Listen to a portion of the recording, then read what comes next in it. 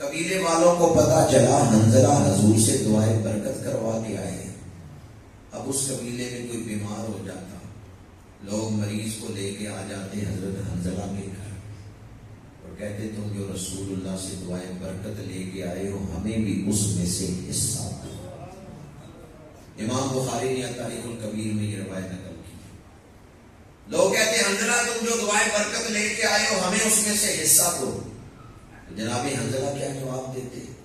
ان کے سر پہ جہاں رسول اللہ کا دست مبارک مس ہوا تھا وہاں وہ اپنا ہاتھ رکھتے اور پھر پڑھتے بسم اللہ علی اثر ید رسول اللہ.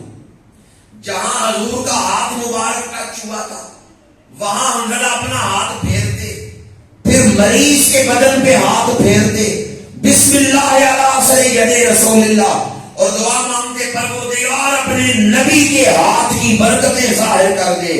امام بخاری فرماتے ہیں ہاتھ حضرت حنظلہ کا لگتا تھا، برکتیں رسول اللہ کی تقسیم ہو رہی. حنظلہ کسی مریض کو ہاتھ لگا دیتے اللہ بیماری دور فرما دیتا. صحابی کے ہاتھ سے برکتیں کس کی ظاہر ہو رہی ہیں؟ جی ایک اور مثال دے رہا ہوں. حضرت انس کے شاگرد ہیں حضرت ثابت بنانی، وہ تابعی ہیں، وہ صحابی ہیں، اور حضرت انس وہ خوش نصیب ہیں جو 10 سال رسول اللہ کی خدمت دے رہے ہیں. ثابت بنانی جب حضرت انس سے مصافحہ کرتے تو ہاتھ جوڑتے. حضرت انس رضی اللہ تعالیٰ عنہ فرماتے ہیں ثابت میرا ہاتھ کیوں چوم رہے ہو؟ تو ثابت بنانی عرض کرتے میں صحابی نہیں بن سکا، میں نے رسول اللہ سے مصافحہ نہیں کیا. استاد جی تواڈا ہاتھ چوم کے تو میں رسول اللہ دا پیا کیونکہ آپ صحابی ہیں اور آپ کا ہاتھ حضور کے ہاتھ سے مس ہوا ہے. میں حضور کا ہاتھ تو نہیں چوم سکا پر وہ ہاتھ تو چوم سکتا ہوں نا جو حضور کے ہاتھ سے مس ہوا ہے. ثابت بنانی کو ایک واسطے سے ہی نسبت مل گئی.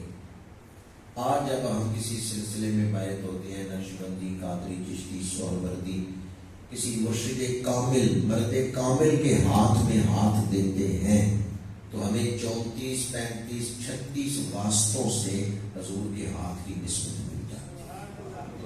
کیونکہ ہمارے ہاں فاصلہ زیادہ ہے، ہم 15ویں صدی میں ہیں. ثابت بنانی پہلی صدی میں تھے، حضرت انس سے ملاقات ہوئی ہے، شاگردی ملی ہے تو انہیں ایک نسبت سے ہی حضور کا ہاتھ ہی مل گیا، اس لیے وہ حضرت انس کا ہاتھ چوم لیتے تھے. آج ہم کسی مرد کامل کے ہاتھ میں ہاتھ دیں تو ہاتھوں کی ایک زنجیر بنتی ہے، ایک چین بنتی ہے جو حضور کے دست مبارک تک پہنچتی ہے. امام بخاری کی جو روایت میں نے آپ کو سنائی اس سے مقصود یہ تھا کہ ولی کا ہاتھ حضور کے دست مبارک کی برکتیں ہی تقسیم کرتا ہے.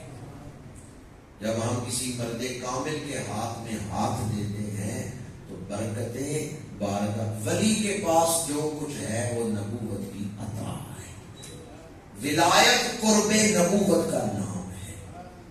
ولی کون ہے؟ جو قولن فعلن حالن رسول اللہ کی اتباع میں ہوتا ہے. تو اتباع نبوی کا جب رنگ چڑھتا ہے اسی کو روحانیت کہتے ہیں. ولایت قرب نبوت کا نام ہے. ولی جتنا حضور کے قریب ہوتا ہے اتنی ہی زیادہ شان رکھتا ہے.